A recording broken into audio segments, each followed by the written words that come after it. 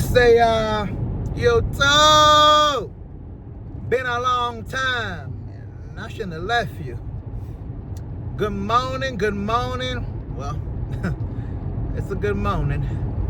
If it's your first time rocking with the boy, be the KINGSPR 3. That be me, King Spirit.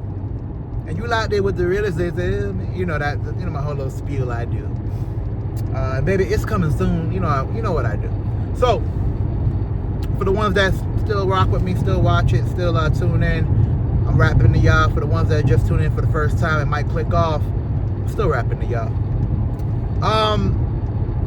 Ever since I got to Savannah, man, I've been real inconsistent with the uploads, but it's fun to tap in every now and then and get some feedback. So there's a conversation on deck that I've been having with my friends, or my friends have been having with each other, and I've been listening. And the conversation is centered around, and I've had this conversation too with others, the conversation is centered around when should you look for stability in a relationship, or when should you look for something long term, right? And I think in most cases, people kind of fall into something long term, especially if you grow up in a big city or a place where there's a lot of options. You're not like, if you live in Savannah, Georgia, you might be thinking by the time you graduate college, you need to be married. But if you're coming from New York City or Miami or not Las Vegas, but LA or San Fran or Houston or DC, you get the point. The bigger cities, and not even that big, it could be smaller, but still a big city. You're not looking at marriage the same way. You're kind of just living your life and you kind of fall into something. Now, throw in social media and people thinking they have so many options and so much time. Well, now you're starting to see people think that they don't need to be thinking about marriage until they're in their 30s. And men are starting to think that they don't need to think about marriage ever. And they don't need to think about long-term girlfriends or kids until 45, 50 in some cases. So let's break it down. Can you find love at 50? Can you find a great partner at 50? And in our case, as you know, men that like women, can you find a good woman at 50 if you're 50 years old? Well, let's start going down the checklist. First and foremost, a 50-year-old man in most cases will not want a 50-year-old woman. So the real question is, can you find a early 30s, late 20s woman to be your partner at age 50? You're age 50. That means you were born half a century ago. Can you find a girl that is literally, not figuratively, just coming off the club scene? Probably still in the club scene, because 25 to 30 is kind of the same mindset. Can you find a woman that you can have kids with, that you can build with, not build with, because by age 50, you already been built. By age 50, throw the instructions away. You're supposed to be built up. By age 50, I understand as a man, we all are figuring this thing out, so I'm not putting no time limits on nobody. I'm 38 years old, and my portfolio might be the same as somebody 18 years old. But they're going to be expecting you to be built up by 50. They're going to be expecting the finances to be under control, and I'm sorry for the shaking.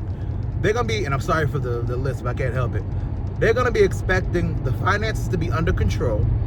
They're going to be expecting you to be emotionally mature. They're going to be expecting, so when the younger girl comes to the older woman, she's expecting like the movies, right? Like George Clooney, and she's a very young Julia Roberts in her mind, and she's expecting you to ground her. So she's expecting her to still go wild and do what she wants, and then you're the person that like stabilizes her. But at age 50, you might not be thinking like that.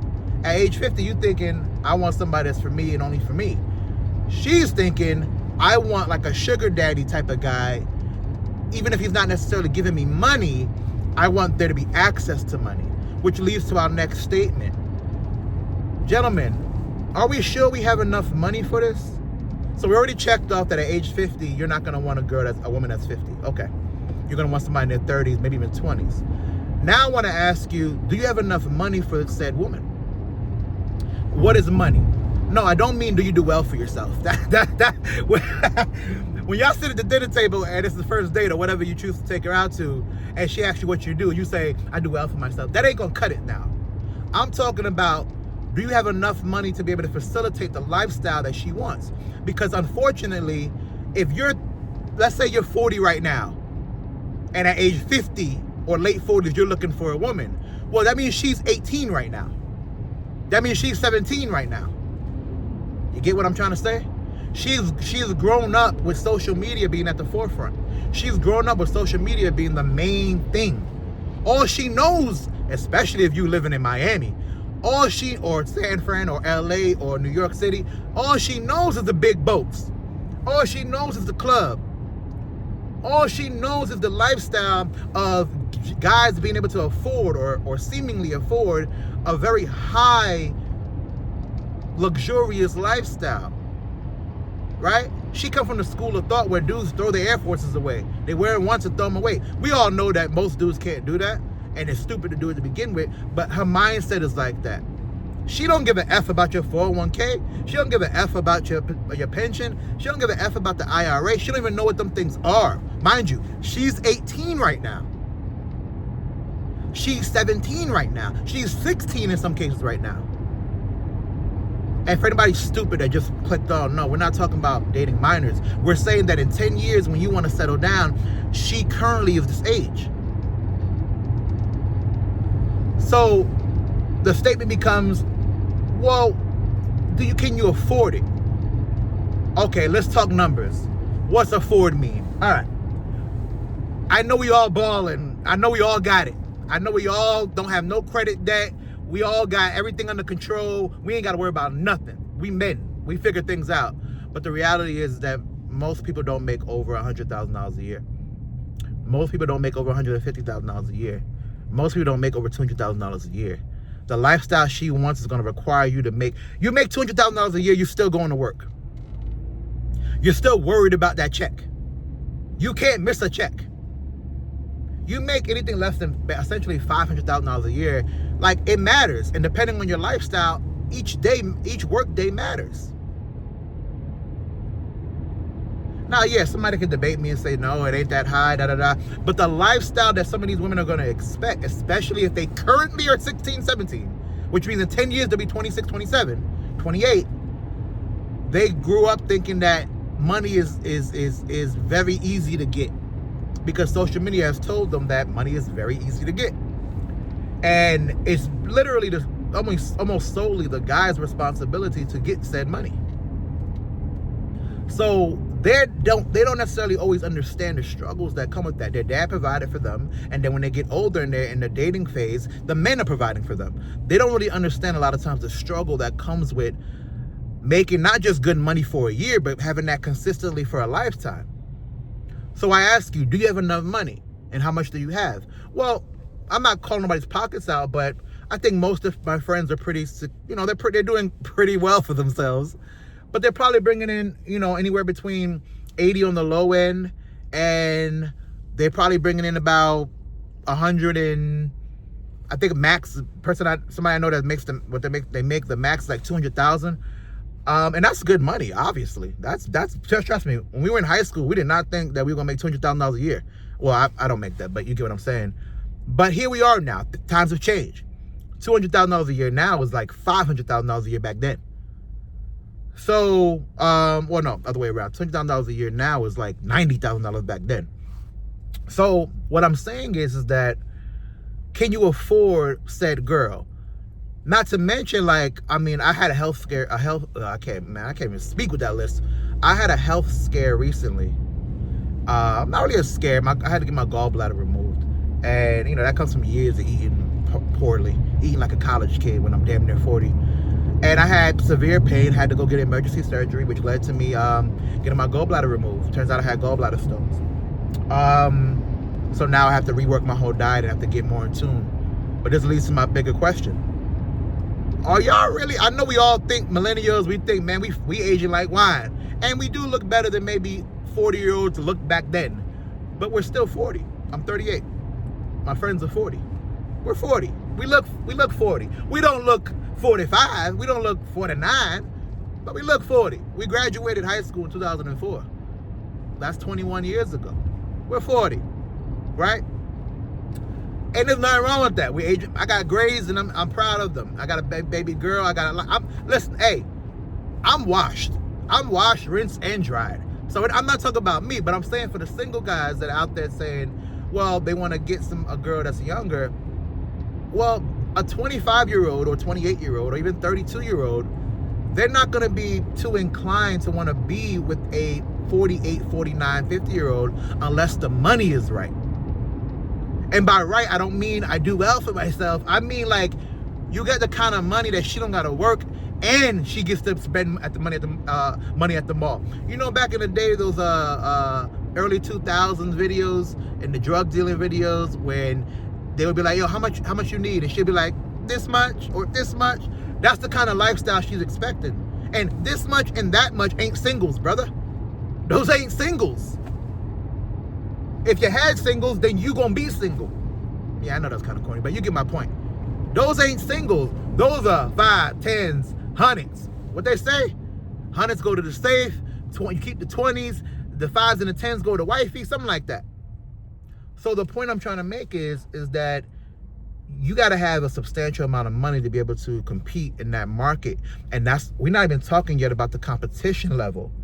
You're going to be competing against 25-year-olds, 30-year-olds that do got a little bit of bread, that got fast money, that got scammer money, that got, I invested in this, or I make money online, or I'm a content creator, or whatever the way they do it. And to that girl, that's going to be a lot more alluring than I wake up at 9, I go to work, I come back at 5, I have my dinner with broccoli, I squeeze in a workout 3 to 4 times a week. That's going to look a whole lot more alluring. The dude on the boat, the dude telling you where he gonna be tonight and how it's popping, that look a lot more alluring than the dude that is going to work punching a 9 to 5. Whether you fighting crime in the hospital, on the fire truck, at the bank, it don't matter. Those jobs, unfortunately, though we grew up thinking they were very respectable and they were preached to us, a lot of the new girls don't look at those jobs as respectable jobs anymore. They look at that as like, you gotta go to work. They're looking for a dude that's moving. They want a dude that move like Batman, that just show up. One day he Bruce Wayne, the next day he Batman, and somehow he got time for me still. That's what they want. They don't want to know how you make this money, and they damn sure don't want to see you in uniform making the money. They want a dude that just be there. Somehow the money keep coming in. Somehow the money machine clicking. And I think that's sometimes, and don't let my animated nature just because I drink coffee. I'm not really passionate about this topic, but so don't let that trigger you. And I got to wrap it up anyway. It's 12 minutes. But I guess what I'm trying to say is, I don't want to say the word realistic because there's some dudes that will do it and can do it. And just like somebody hitting a half-court shot during halftime of the NBA game, it's possible. But do we want to go on just what's possible? Or do we want to go on what's probable?